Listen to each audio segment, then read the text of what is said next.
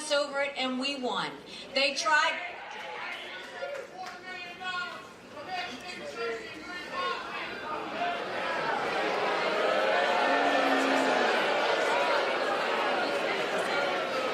We are blessed to live in America, and so that's okay. We can have some hecklers, but I'd rather them do that than be in Russia. Now you look at the situation that we have in the race.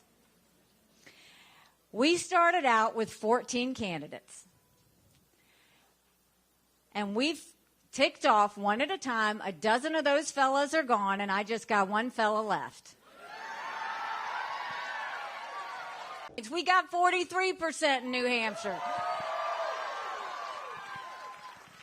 And God bless him, President Trump got up there and literally threw a temper tantrum.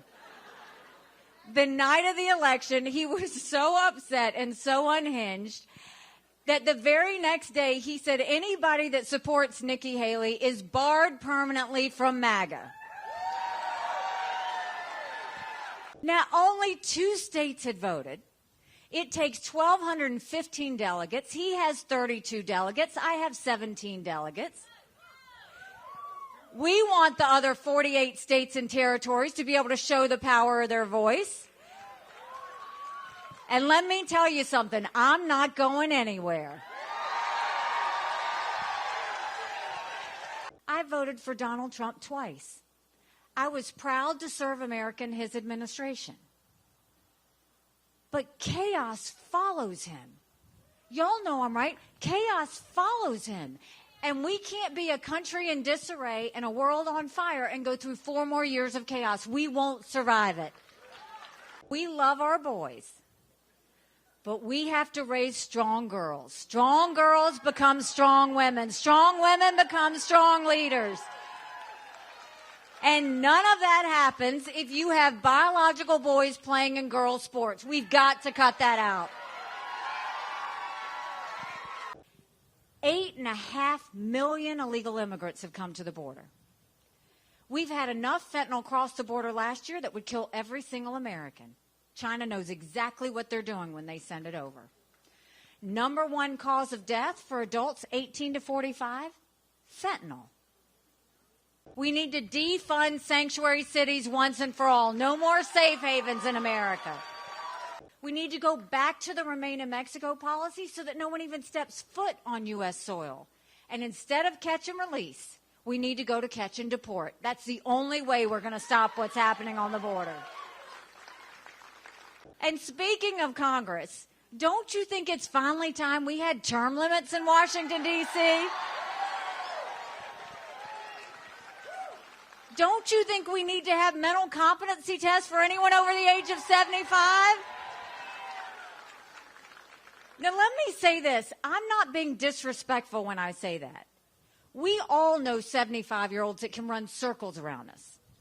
And then we know Joe Biden. We need to know they're at the top of their game. Right now, Congress has become the most privileged nursing home in the country. There will be a female president of the United States.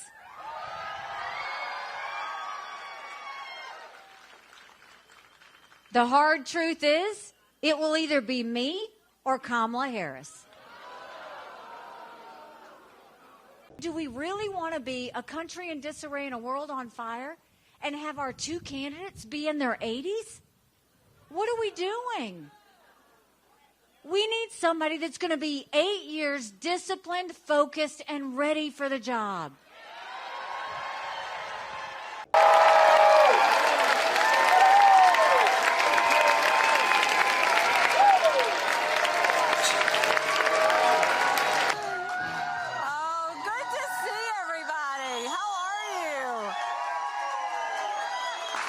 Now, if you look at the news on what's happening with the border, and they've talked about a border deal, there's 2 things wrong with what's happening. First of all, I agree with the fact that they strengthen the asylum laws. We need to do that.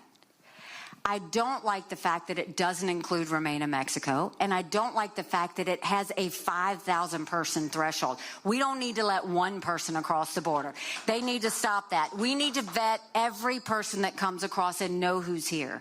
But this is the problem I have. Bless you.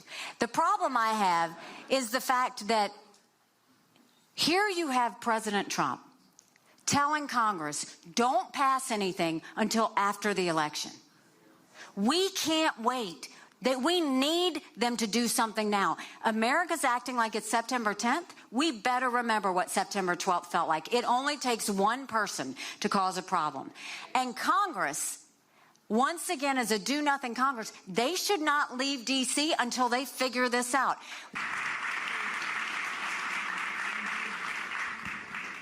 My concern is if Congress passes something that's in between. We all know what Congress does. They're like, oh, we already dealt with the border. They're not going to go back and fix it. Let's get it right the first time. And so I would go and make sure that those things that I know need to be in there are in there. If you have to compromise on something else, that's fine. But when it comes to allowing anybody in, they're not vetting these people. So, I mean, I still am saying to Donald Trump, why aren't you debating me? It's time for you to debate. He owes us answers. What's he going to do to fix the economy? What's he going to do to get our kids reading again? What's he going to do to close the border if he's telling them to stop with any legislation until the election? What's he going to do about law and order? And how's he going to fix our military men and women serving from being in danger for foreign wars? There's a lot we could talk about in a debate. The problem is he doesn't have the answers, and he knows that.